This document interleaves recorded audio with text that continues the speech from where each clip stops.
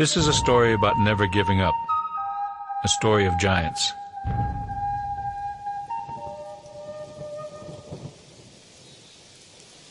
There's a long ridge in central Tripp County, South Dakota. It looks out of place. There was a time when it wasn't there. They say it was a summer of storms when Redcap's people were camped south of the Great Muddy, now known as the Missouri River. Cloud and Plum were married in the moon of ripening berries. 2 evenings later, a storm blew in. Big black clouds rolled across the sky, and the thunder shouted, their angry eyes flashing with the light of 100 suns. But the storm was not the worst thing that happened. Something dark and ugly came out of the night, ripping into the village.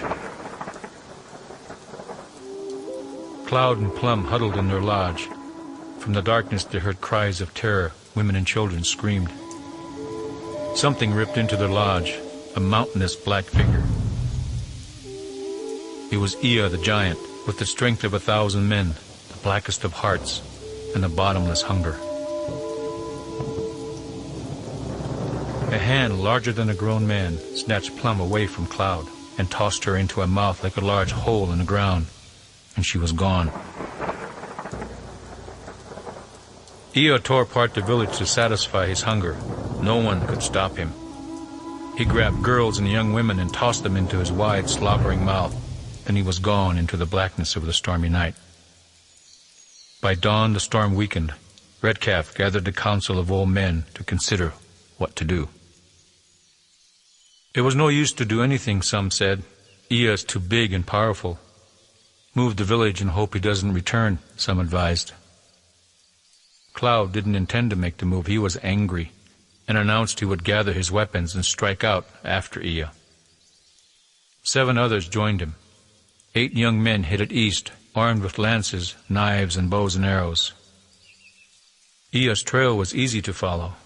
His footprints were so deep, rainwater collected in them.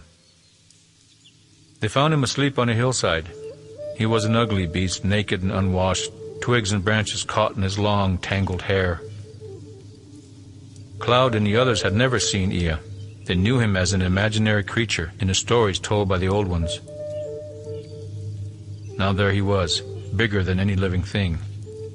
Inside his stomach were Plum and the other girls. Black Fox asked the question on all their minds. How will we defeat such a thing? We will think of something, Cloud said. Ea arose and walked eastward, flattening everything in his path. They followed until the giant stopped at dusk to sleep in a gully. The young men made camp, and Cloud suddenly thought of an idea to kill him. We will trap him, he announced. He has a weakness. He is always hungry. We will use it to trap him. I will offer myself. I will get him to chase me, and I will lead him into the trap, a hole in the ground that we will dig. Through the night they talked. 6 would dig a hole while Cloud and 1 other would decoy Ea to the trap. The place for the trap was a dry creek where the ground was sand and easy to dig. They made stone axes.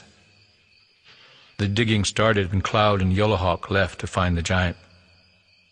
They would keep him decoyed. When the signal fire was lit, they would know the trap was ready. Then they would lead him to it.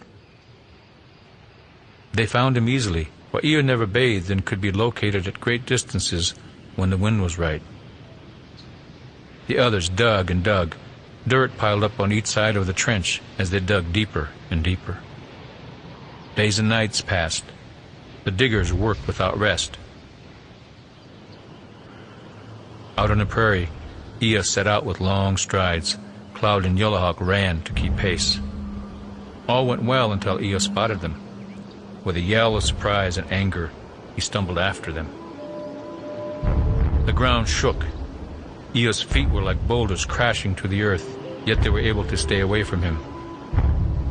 It was a dangerous game, and Cloud and Yellowhawk grew tired because they could not rest. Back to the west, the trench was growing deeper and deeper. The others worked their fingers bloody.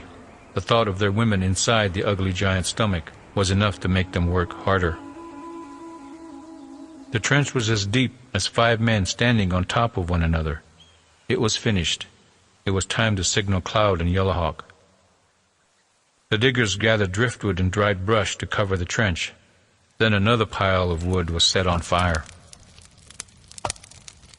Cloud and Yellowhawk saw the fire in the distance. The others had finished the trap. Now Cloud would have to lead the giant.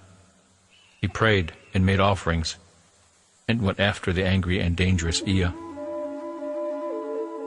It was easy to get him to follow, but to stay alive, Cloud had to keep out of the giant's long reach. The chase continued through the day, and Cloud was tiring. He led Ea across the prairie and toward the trench. The others saw Ea approaching and hid. If Ea fell into the trench, they had to collapse the mounds of earth into the hole. Closer Ea came, looming larger and larger. They saw a man running before him. It was Cloud, stumbling badly. Soaked in sweat, he ran only on sheer willpower. He fell many times and fought mightily to stand and push on. On a grassy slope, Cloud lost his footing and slid. Ea's hand came down like a falling tree. Cloud rolled and barely avoided being flattened. But he had no more strength. He was too exhausted to be afraid. He had given everything he had and could do no more. Closing his eyes, he waited for Ea to crush the life out of him. But somewhere deep inside, he found a pebble of strength, one last spark of hope to save Plum and the other women. With a bellow of rage, he rolled away from Ea's outstretched fingers and leaped to his feet. The ground shook under Ea as Cloud ran for the trench. Behind him, Ea's mouth was curled into a snarl, his yellow teeth bared and his long black hair swirling like black smoke. Cloud reached the trench and was halfway across when he heard a shout of triumph, and Ea's cry of surprise, and a loud cracking. Ea followed Cloud and broke through the trench covering. It was far too heavy, and he went down into the trench. Ea fell to the bottom, caught firmly in the hole. Dust billowed upward as he struggled, filling the air with his deafening yells of rage. The others collapsed the dirt down into the trench. Ea's yells turned to whimpers. His arm reached up, one hand clawed at the edge of the hole, but he could not free himself. Ea struggled with all his might, coughing as dirt covered his head. His struggles weakened, and he coughed no more. A silence fell over the land. All the young men stood gaping at the dead giant. Somehow, they had defeated it. Cloud jumped into the trench and sliced open Ea's stomach. Foul air and a green-yellow slime leaked out. He reached in and pulled out the body of a girl more dead than alive. With a yell, the other young men jumped into the pit as Cloud enlarged the opening and found more bodies. All the young women and girls were barely alive. The young men pulled them out of the giant's stomach and took them to the nearby stream. In its cool waters, they were gently revived and cleaned. The young men filled in the hole to cover Ea's body, and the dirt piled higher and higher until it became a long ridge. In time, grass and cactus grew on it. Cloud and Plum grew old together. They raised 2 children along the way and heard the laughter of several grandchildren.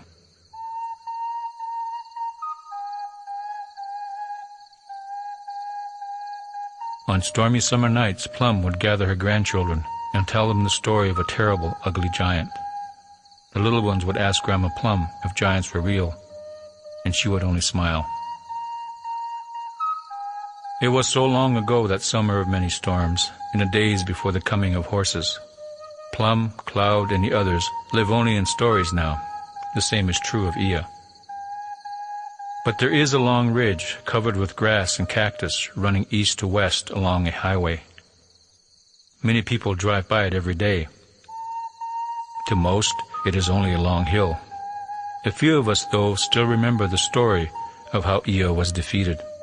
We know that ridge is his grave, but in our hearts we think of it more as something built by love, courage, and perseverance, and by giants.